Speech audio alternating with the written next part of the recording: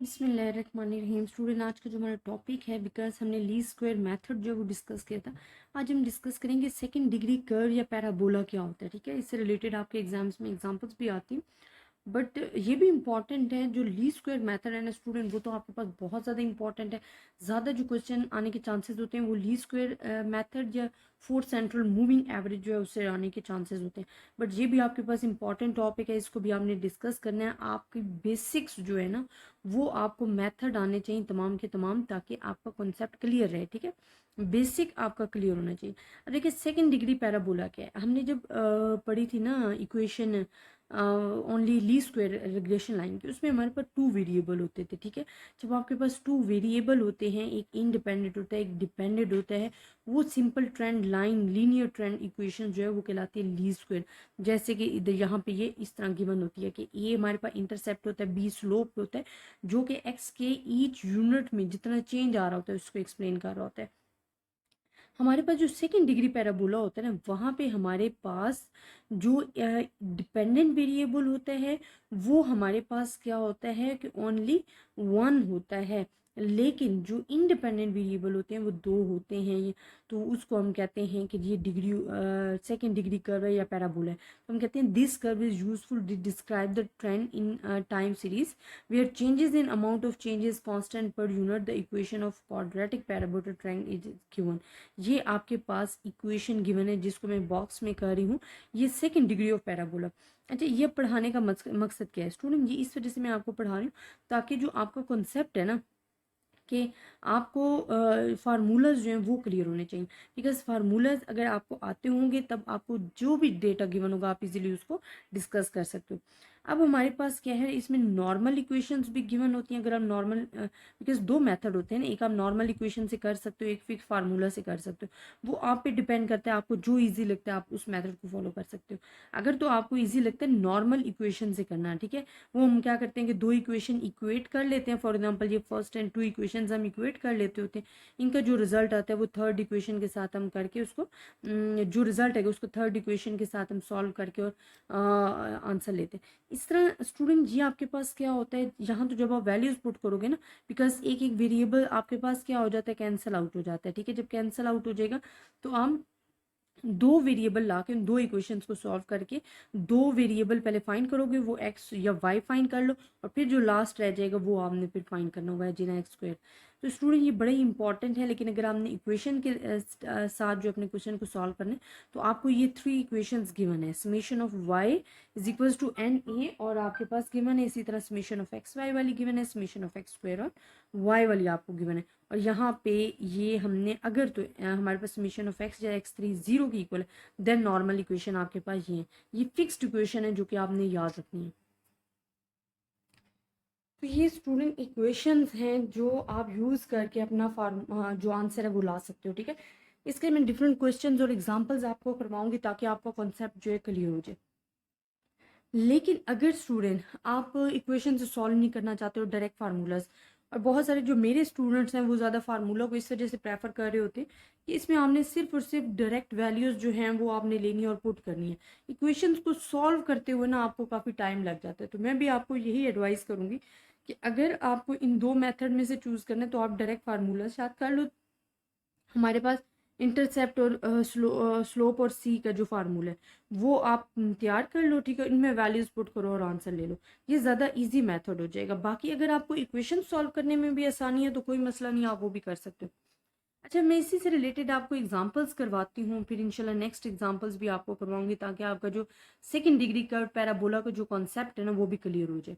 Example आपके पास है जी 16.11 given the following time series आपको गिवन है, ईयर्स गिवन है, प्राइस इंडेक्स गिवन है, fit a second degree curve parabola taking at origin 1938 आपके पास है। अब इसमें स्टूडेंट हमने क्या करना है, देखिए हमारे पास टाइम गिवन है, वाई गिवन है।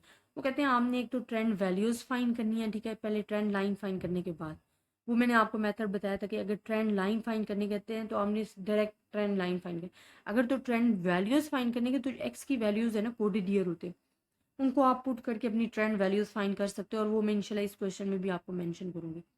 थर्ड हमारे पास है कि what would have been the equation of parabola if origin word given है 1933।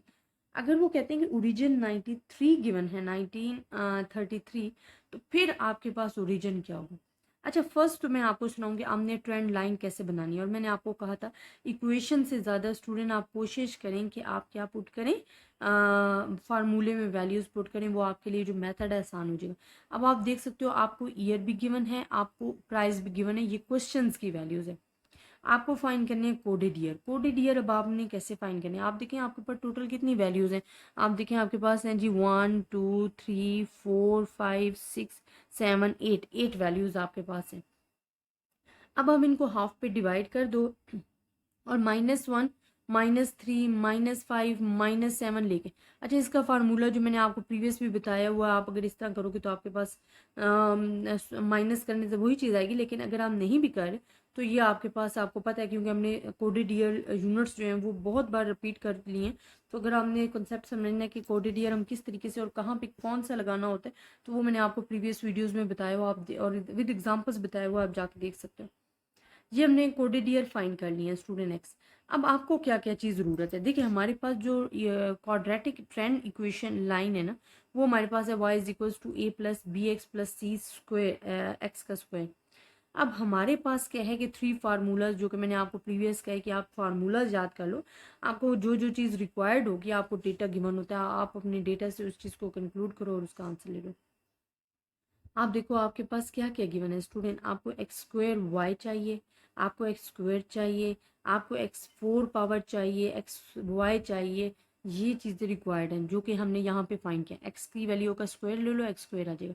फिर इसका स्क्वायर लेते जाओ तो एक्स की 4 पावर आ जाएगा, ठीक है। एक्स स्क्वायर का स्क्वायर लेते जाओगे, एक्स वाई को आप मल्टीप्लाई करो तो आपके पास वैल्यूज आ जाएगी। एक्स स्क्वायर को मल्टीप्लाई करो वाई के साथ, ये वाला ऑप्शन और ये, इन दोनों को कॉलम को मल्टीप्लाई करोगे तो हमारे पास एक्स स्क्वायर एंड वाई आ जाएगा।